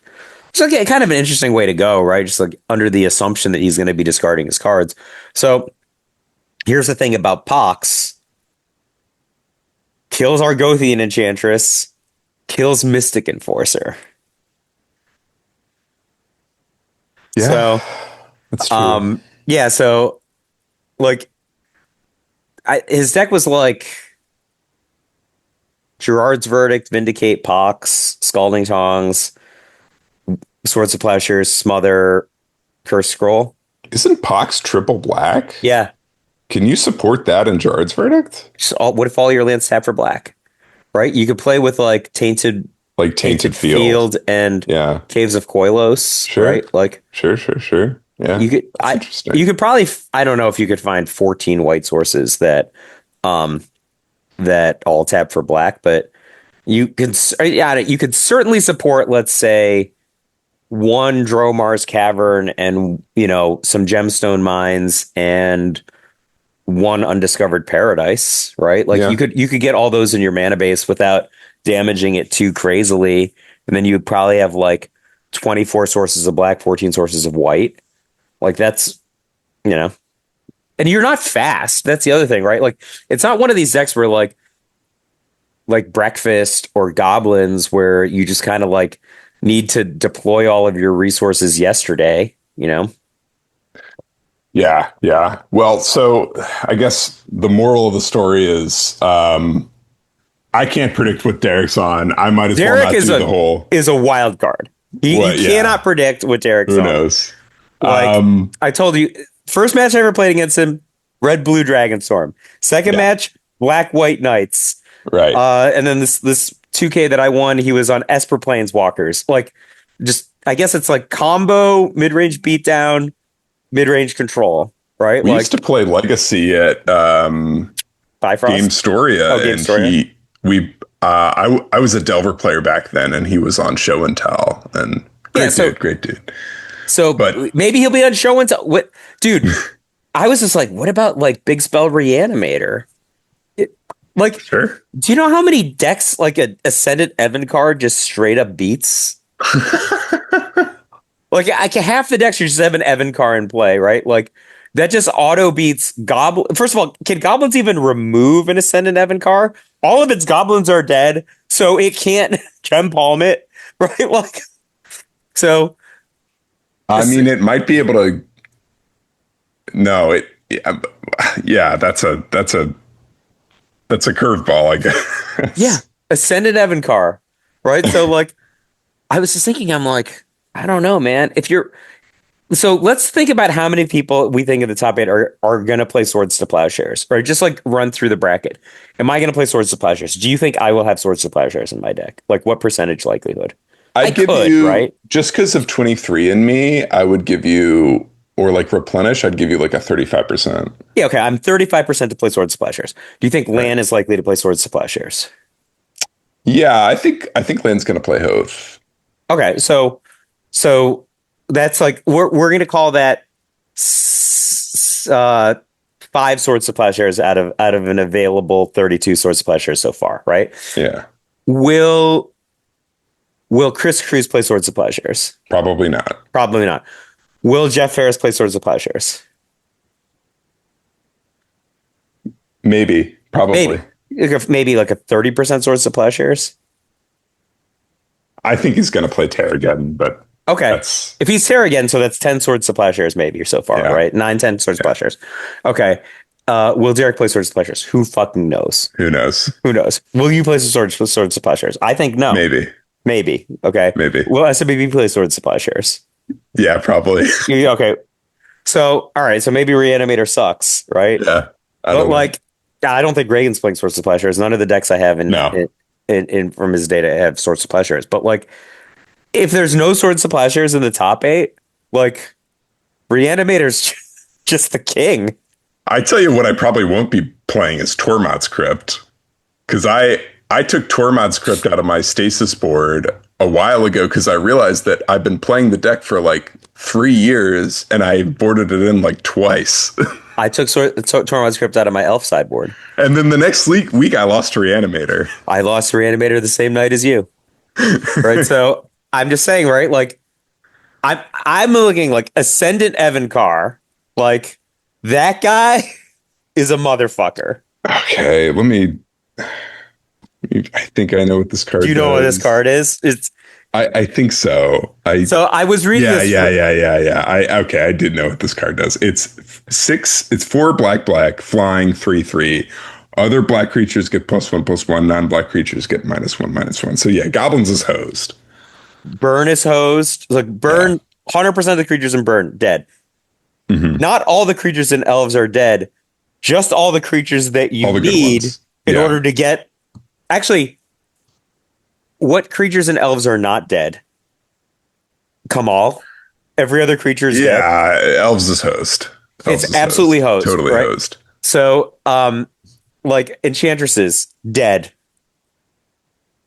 Enchantresses? Yeah, but Enchantress doesn't need. It just needs an Enchantress effect. It just needs what they call an anchor. It doesn't need literal Enchantress. I will take like the 2-for-1 on your Enchantress. I'm happy to do that, right? Yeah, fair enough. I mean, I think part of the problem with Reanimator in this format is that there's not like a Traxa. There's not like something where you reanimate it and it's just like, okay, game's over now. Like, no, yeah. The best you could do is you're playing against Burn, you get a Phantom Neshoba. You know, you're playing against a deck with.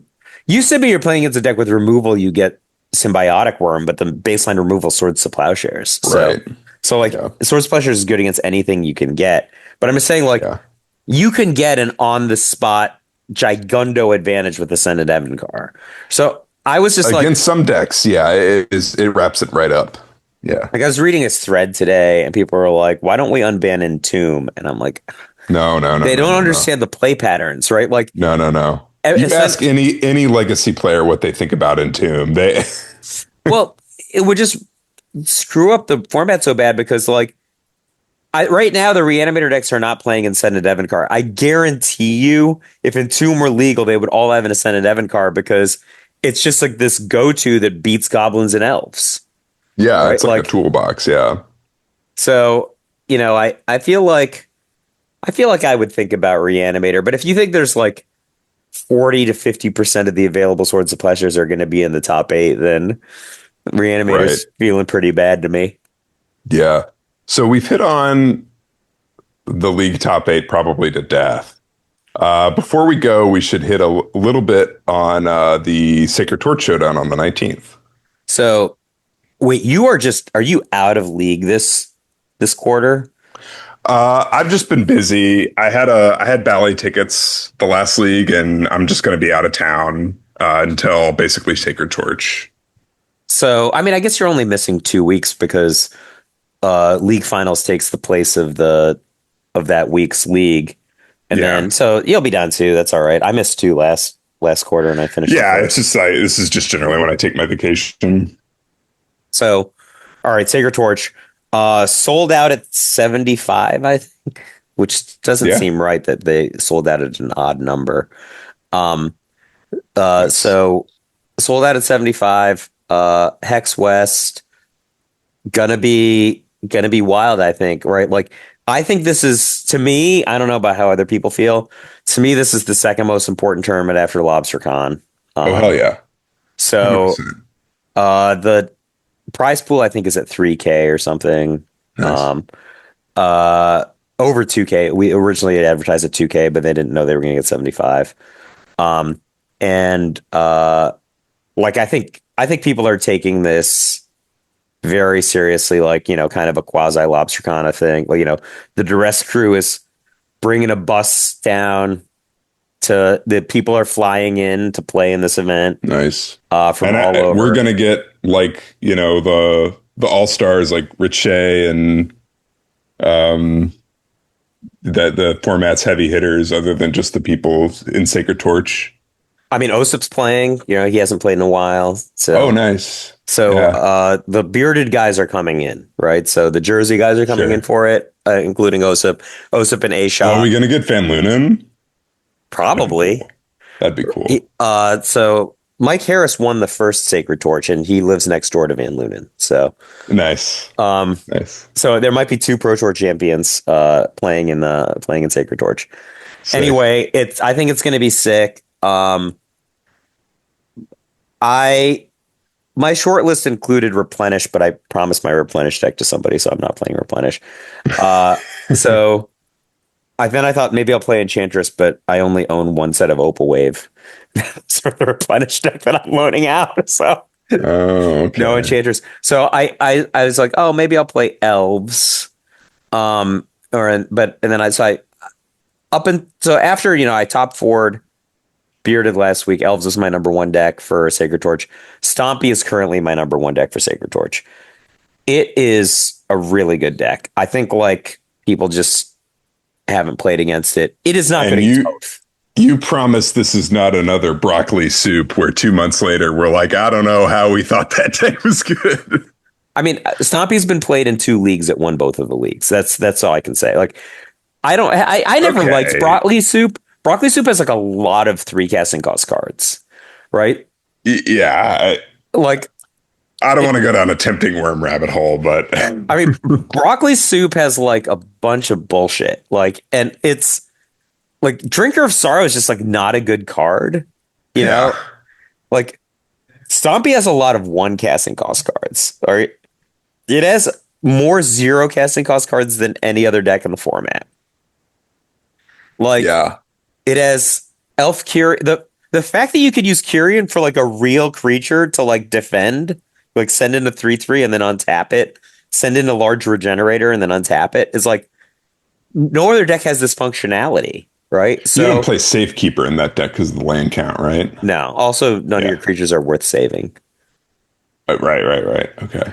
It's not like you have a Dreadnought or like a Terravore Yeah. or something, like look, I mean, I guess in a way it depends when it happens, not what it's happening to, right? Like you really want to save a first turn elf against goblins, for example, right? Like if you save a first turn And you elf, have Invigorate and yeah, Giant Growth for that.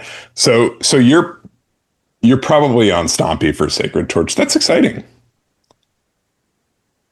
I could see 3 Stompy in the league top 8. That's the thing. Like I could see like Milan and SWB all on Stompy, which would be so strange. But I could see 0 Stompy, right? Like Yeah. I think, is SWB going to play Stompy? Maybe. Is SWB going to play Enchantress? Maybe. He doesn't lose a lot with Enchantress. Yeah. I think he's at least got to be playing Enchantress for Sacred Torch. I mean, like I think Enchantress is just the great best deck for a right now. 75-person tournament. Yeah. Yeah. I just think the amount of raw power and like the reason why it's not considered the best deck is because enough people don't play it, and enough people don't play it is because it has all these obscure rares that are $1,000. Right? I mean, what? Just Sarah oh, man. Sanctum, or I mean, not actually $1,000, but like, Sarah Sanctums, Argothian Enchantresses, Miri's Guile is weirdly expensive now. I found that one. Did you listen to the Spike Colony episode where I found it in my bulk rare box? I did. I'm like, how do I not own this stupid fucking card? And I'm like, I did own it. I correctly put it in the bulk rare box, not knowing that it was gonna come out. I needed Twilight's Call for the sideboard of Fluctuator. And I'm like, this card sucks. I'm not buying it. And I'm like, bulk rare box. So I went to the bulk rare box. There was Twilight's Call. I have so many Thornscape Masters. Thornscape Master is not good. Yeah. Yeah. I think we all spend an inordinate amount of time looking through our stupid boxes of Magic cards. Yeah, Thornscape Master is really not good. He's like a 4 casting cost 2/2 with like 2 shitty abilities. Like, but I don't know. I don't even think he was that dominant and limited. Anyway, I have a lot of him. A lot of Thornscape Master. Nice. Oh, I was annoyed. I found like a bunch of what's the blue Phyrexian guy that's in Hermit Feb? The blue Phyrexian. Phyrexian. Oh, Volrath Shapeshifter. Sorry. Oh yeah, So yeah. I bought two and I owned two. They were just in the bulk rare box. Like so when I put the cards in the bulk rare boxes before I started playing pre-modern. So I think like Uh-huh. when I last cleaned out my collection, I threw out a lot of cards that are probably pre-modern staples because like who knew they were going to be good in this weird format that Sure. nobody had ever played before. Like and then now Oh, it's Replenish is also the expensive card in that deck. oh yeah. So It's an expensive deck, so I think that's kind of artificially holding it back. And there's also this perception of, and I don't know how true this is, that the deck is like super, super hard to play, which I'm a little skeptical of, but I don't it's know still how hard there. it is to play. I've never played it in a meetup or anything. I can Yeah. tell you that if you have a deck that just has like 10, 10 plus cards that just all let you draw an inordinate amount of cards, that that makes up for a lot of inability, you know? Yeah, it gives you a cushion, but it also means that it's harder to play optimally because there are that many more decisions, Oh yeah, right? yeah, yeah. I'm not claiming you play optimally. I'm claiming maybe you make three mistakes and still win. And it doesn't Yeah, matter. it just Yeah. didn't matter. Yeah, it's the old OSIP Arcbound Ravager Or situation. yes, or like if you had been like same level of mistakes with a less powerful deck, you would have lost, right? But you're hand sizing every turn because you drew so many extra cards. Like, it's like, I'll get there. Whatever. Yeah. I mean that like I watched that first game, the game one of the finals of LobsterCon, with Rich Shea, and remind me who his opponent was? Was it Jens? No, the finals. He was Oh, on Dreadnought. He oh, oh, was on Accumulated Knowledge Dreadnought. yeah. So I don't remember his name. Yeah, shout out to him. But sorry we forgot your name. But anyway, he was actually playing a great game, and he has Lanny notices that he has the line that he's playing to, which I'm just going to counter all your win cons, your opalescences, and your replenishes, and eventually, like Rich just so fully just gets to a point where he has so much mana on his Sarah Sanctum. He forces he plays 3 4 mana white sorcery speed spells in the same turn. He just like fully like out meets him. It's crazy. It's like that deck is so strong. I mean, maybe you convinced me to play that deck. It seems really good. Mate, Yeah, what I if it don't was know. just like all Enchantress? I'm sure you could borrow somebody's It replenishes. is pretty thin to the card Tranquil Domain, I gotta tell you. Yeah, yeah, yeah, yeah. Like No, you can hate it out. That's why I'm not super worried about it in terms of the helpful format. I was surprised at like how easy it was to just get out from under their advantage with the Tranquil Domain because they're also like if you get them with the Tranquil Domain before they Opal Wave lock you, it's like also they have to cast their cards one at a time. They're not like I guess they could theoretically replenish them into play, but like they mostly cast their cards one at a time. Not So if you have a Sarah Sanctum for 1 million. no, they still have to cast them one at a time, right? Even if you have Oh 8 yeah, mana yeah, and you're like yeah. Opal Oh, I Wave, see what you're saying. right? Yeah, Like yeah. you can just get them with a 2 for 1, and then like they're just left with like an opalescence and no other cards or something, you know, Sure. like congratulations, and then you just attack them or whatever. So like I'm not saying it's not super powerful, it clearly is. I'm just saying like the card Tranquil Domain gives you a lot of kind of options to beat them. Hmm. So Yeah. I'm really excited for Sacred Torch. Me too. If it were tomorrow, I'm on Stompy. Uh, you I'm on know, Stasis, of course. I I was thinking like, what if I played Rich's Port Stasis It's a good deck, dude. for Black Vice? Yeah, so I have 3 Black Vice in the main and one in the board, Just just gotta because play. If you're it's gonna such play, a good card just play four. against blue decks. Well, I mean, I can sympathize with people like Lanny who are like, this is a win con, and you're probably going to see it anyway because the game's going to go But long. it. I think that you might It's be just naturally good against so many decks. underrating just playing a first turn Black Vice destroys your opponent's flexibility, right? So if you're playing a blue deck and somebody starts the game with a black vice in play, No, I know. right? Yep, Like tell me that. I have to get out under 7 cards or I'm gonna, Changes the lose. whole game. So like now I can no longer sandbag counter spells, right? Yeah. Like I have to burn cards just to get out from under this thing, and then like you're basically guaranteeing that you're going to win the exchanges later in the game. I think like that's like a hymn to Torok. That's not just a win. Yeah. So Well, yeah, that's why I think it's mandatory to have 4 in the 75. And then my other big innovation is obviously important, but also like boomerang, I think is important just you as have boomerang instead of Claws of Gix, just because Claws of it's so Gix much more kind of flexible. sucks. It's a bad card. Don't play it. The idea with the problem with Claws of Gix is that one, it only matters when you're probably already going to win, right? Because you're using it when Stasis has already done its thing. So you've probably already won the game at that point. And for it to be good, not only does that have to be the case, but you also have to have another Stasis in hand. Andy told me he beat the Stasis guy at LobsterCon last year. Just like he's like first turn Black Vice, second turn he's like Black Vice. I'm like, all right, take 3, play Fairy Conclave. He's like, Boomerang's my Fairy Conclave.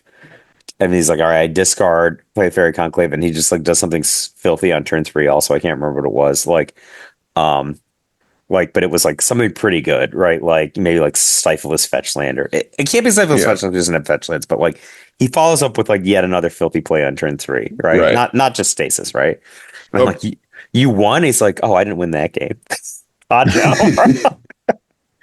Well, Boomerang is just like, yes, it's a clunky chain of vapor, and most of the time you are going to be using it to bounce your own Stasis EOT, but it also just doubles as kind of a Swiss Army knife for so many other things. I mean, for Meddling Mage, for Dreadnought, you can bounce anything. You bounce lands. Bounce a land with a wild growth on it. That's not bad. Yeah, totally. Yeah, I think it's pretty good. So I feel good about my Stasis list, and I will probably be running it for Sacred Torch. Yeah, Sacred Torch and the League Finals are so different. I would guess we all play a different deck in Sacred Torch in the League Finals, like everybody's. Actually, I think Derek is not signed up for Sacred Torch somehow, but the other 7 of us are all signed up for both. So I would be shocked if we didn't all play different decks in both events. Maybe I don't know. Maybe I'm underrating Chris's range, but I'm like, oh, Chris might look. If anybody else wins, or one of us is going to win the League Finals, right? Like maybe that person's be like, oh, this deck was so good, I'll play it again 2 days from now. I mean, I think the big difference, obviously, is that with the League Finals, it's all about what you think the micro-metagame is going to be and what you think your buddies are going to be playing. And with Sacred Torch, you're just trying to play the deck that you're best at. I mean, like, I think it is entirely possible that there's like 50% blue decks in the top 8 of the League Finals, none of which have a red blast in the sideboard, right? Like, I think that is like super possible. It is. Right? Like 5 blue decks, no red blasts. That's a perfect example. It's like if I were, if I'm playing at Sacred Torch with Stasis, I'm not leaving home without at least 4 chill. Oh yeah, like and, you could not pay me to play Stasis too. without chill. I mean, you could pay me. But if I want to win the tournament, you're gonna have to pay me more than my expectation of winning the tournament. Yeah, to not play chill, right? Yeah. So, I love. I don't know. I'm so hot and cold on Stasis. Like one week I'm like, it's a meme deck. The other week it's the best. I thought it was the best for a minute. I don't think it's the best anymore. I beat by SWV so badly. I mean, it was. I don't think it's the best. I think that you don't think it's the best for you. SWB also definitely took the air out of my sails by beating my ass with Stasis. So SWB, when I was on Stasis, he let me have the play and he just mulled to 5, right? He was on elves. He started on 5 Any Stasis for memes, player will tell you that Elves is impossible. So this week he stole my joy because he's just like, you can have the play if you want when we sit down for the belt match, right? It's like, you can have the play if you want. I'm like, fine, I'll take it. And then he mulled Yeah. to 4 in game 2. He's like, that wasn't intentional. He's like, I just really just didn't have functional hands against your deck, you know? And Yeah. but like I was just like, I won the belt, but like I just basically pushed a grandma down the stairs. Like that. Like, I Good. didn't fight the full SWB. Good. He gave me the play, and then he mulled to 4 in game 2. I played against the grandma push down the stairs version of SWB. Good. He Not deserves that a bad beat. I don't know, does he? He's like a really good guy. Yeah, that's true. I think he deserves everything coming to him, and the things coming to him are good. That's what I Fine, think. fine. But yes, But he anyway, could lose a normal amount, right? Like he could lose an amount the same that we all lose. right. SWB notwithstanding, I think Stasis is a very good deck, and I think it is better than it's probably not as it's better than its haters think it is. I Just think that because I think Stasis is better than some people. Like it's better than Land thinks it is, and not as good as you think it is. I think that is closer to the truth Yeah. than yeah. But Like Land is like it's a full meme deck. I often am like, this is a meme deck, but I also love it. So it's weird. well, I feel the same way about Stasis that you probably felt, or that Land probably felt about the Stompy deck, where it's like this deck it has so much potential, but people just keep putting these trash cards like Arcane Denial. I'm sorry, you cannot play Arcane Denial in a game of Magic and expect it to be You a could good play card. Counterspell, but you have like your deck only taps for blue, but you have Yeah. Arcane Denial instead of Counterspell. People are like, oh, Arcane Denial is so good if you have a Stasis and Black Vice. It's like, dog, if you have a Stasis and Black Vice, you're probably winning that game. You don't need Arcane Denial. You beat Chris pretty bad when you were on Stasis and he was on Oath Panza, right? That's a He- good matchup, yeah. I think it should be like not that good of a matchup. Don't they have Carpet now? No, I haven't seen any Oathless with Carpet, but Okay. maybe I'm behind. I don't think so. I mean, yeah, if they have Carpet, it's a must counter, and if you can't counter it, you just lose. But the sideboard is so tight in Red Green Oath, I can't imagine. I don't know. Yeah, but like their two worst matchups are like Dreadnought and Stasis, right? Like Can it really? So the reason why Carpet is so good in Enchantress is because because Enchantress was probably losing to Tide out of the board, out of the Dreadnought board, and the Carpet basically not only does it invalidate their Tide, but it just supercharges your game plan. Whereas it's like, what? It's is an Red Green enchantment. Panda, and it's an enchantment. It's a one-man enchantment, right? So it's like, whereas in Ponza, it's like, does Carpet really supercharge your game plan all that much? Can you really like do a bunch with the extra mana? Panza is really badly behind Mono Blue Dreadnought Right. after sideboarding, right? Like Yeah. if a game one they can win, right? Like they can win on the Oath plan, they can win, they can win, right? Like they can just win. They can attack you with their treetop villages and everything. But like when you can't disrupt their mana because like they side out their Mistress Factories and they're just like Daze Gush, Counterspell, hit my land drops, Impulse for land, Tide combo you, and you basically can do nothing, right? Like, I don't know, you could get a Red Blast in and hope they don't have a Counterspell. Like that's Right. that's like your whole thing. So I don't think Carpet is really like it's not like Enchantress where it's kind of the magic bullet almost. I mean, it's incredible in Enchantress. It's absolutely incredible. So Yeah, it's gnarly. But no, I think the Oath matchup for also they have Oath. Like Stasis doesn't give a shit about Oath, So yeah, I mean, but like in a sideboarded game, I mean, I don't think that Dreadnought's like super worried about Oath. They're like, okay, you have an oh no. I was talking about Stasis. Oh, yeah. But yeah. No, you probably board out Oaths against Stasis, but that's neither here nor there. What if you had a Morphling? If you toyed with Morphling? No, I don't think Morphling. I don't think I don't think you can afford to have another win con that you repeatedly pay mana into. I don't think that's a good You don't idea. think a 6 casting cost 3/3 is the way? Well, that's why I think it's so weird that like Lanny thinks that Stroke of Genius is really good because it's like, Well, am you I cast really stroke gonna? and you win. Yeah, but how much mana do you have for that? Well, You have to have so so much mana. yeah, but don't you always have like 10, 12 mana in play? It's just mostly tapped. You just get your untap and then cast it. Yeah, if you, I don't know, why not just win with the thing that is a one mana artifact that you just don't have to do anything for? Why do I have to mess around with like a 12 mana sorcerer, I Stroke don't of know. Genius? I don't know. People have people have Felden's Cane to win. People Yeah. have Brain Freeze to win. Obviously, I I'm think I think Gaia's Blessing out of the board, even in mono blue, just off of your four Forsaken City, which also should be stock, is nice with it. I think Gaia's Blessing is pretty sweet. so I Because like you're a freaking those. dog to brain freeze. If you but I mean like, like nobody casts Morphling for 5, right? So you got 6 casting cost Morphling. Oh, Morphling? Yeah, Morphling is I mean Morphling's a no-go. I don't think any even Stasis Master Chris Roy is on Morphling anymore. that just seems like such an extravagant way to do it to me. 6. Seriously? Like what stage of the game are you in where you like I don't know, man. Like when You I have was to untap it every turn. It just so you have like 2 stasis basically. Like one's the Morphling stasis and you're attacking for 3. Like that's yeah. the That's Black the Vice whole does thing. just as much damage. Yeah.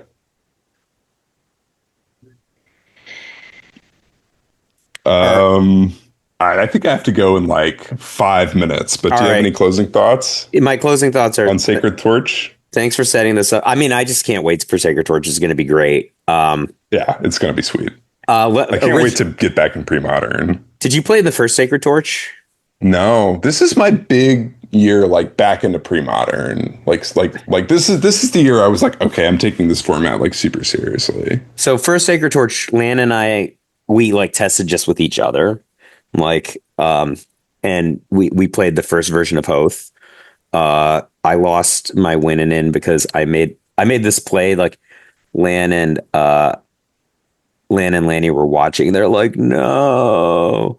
So I was No. getting beaten down by a cloud of fairies, I think. And I paid 8 with the Sylvan Library because I just had no action on top. So I'm like, I Oh paid 8. yeah, yeah. And they're like, you gave him 8 time walks. Oh Like it was no. because it was just this cloud of fairies, right? And I Yeah. literally died to a cloud of fairies. What was One he cloud playing? of fairies. Frantic Storm? No, he was playing land still with Cloud of Fairies instead of Impulse. And so he could like cycle Cloud of Fairies instead of casting Impulse. So All his like right. his big play was like turn to Cloud of Fairies standstill. So he has a clock and play with standstill. Like that was Oh, okay. his strat, right? So I got him game 1 and then game 2. And I thought this was a great matchup for me, like absolutely great. I had like abeyances, I had like abeyance Armageddon and all that stuff, right? Like it just he got game 2, but game 3, I had this the Sylvan Library and just nothing on top, and I paid 8, and they were like, you gave him 8 time walks, and literally the Cloud of Fairies did me in. So Well, it's revenge time. so It's that was my then I missed top 8. And I lost to Matt P in round 1. He okay. was on a Matt P deck, some sort of like white weenie with Yeah. all of his disruptive elements. So anyway, that was the first one. Lan lost, I think, first round to Mike Harris. He had never seen the Hermit Feb combo before. Yep. And That'll he do was, it. and he was just like, wow, this is bullshit. And then Mike Yeah. Harris went on to win the event. Right. So, Yeah. yeah, that was the Hoth version 1.0. We had ignominious losses. Neither of us played against Dreadnought. We were just like, this deck's great against Dreadnought and great against Oath Ponza. Right. So we had Mulch. So Mulch against Oath Ponza. And Oh, it's amazing. I was yeah, playing against Brian. I was playing Oath Ponza and he was playing Hoth, and it was like, oh my God. yeah. So we have like Seal, Swords, Abeyance against Dreadnought. Like, oh, I mean, Oath is pretty good against Dreadnought, right? And then we have Yeah, Mulch against Oath Ponza. Like, those are the two big decks. Like, ready to rock. Then we're like losing to Hermit Feb and losing to one Cloud of Furies. that's Still, that's pre-modern, baby. yeah. So Sometimes, you gave him 8 time walks. yeah, we spend all this time talking about, hypothetical dreadnought and enchantress scenarios, and Like you now, just lose to a hermit like, feb, well, or a 1/1. or a cloud of Can you fairies. imagine your deck is like 4 swords, 4 oath. Like you lose to a 1/1 for 2. Happens. All right. Well, I think we just have to keep it in New York. Just make sure Sacred Torch goes to a member of the Order of the Sacred Torch. Well, I'm gonna try my best, and I know you are too. So Me too. I guess I won't see you until league finals. Yeah, I'll see you then. All right. See you soon at league finals, and then see you 2 days after that. Thank you so much for doing this. Really appreciate it. Love Spike Colony. Yeah, thanks so much, man. I had a great time. Awesome. Thanks, Rich. Bye. Bye.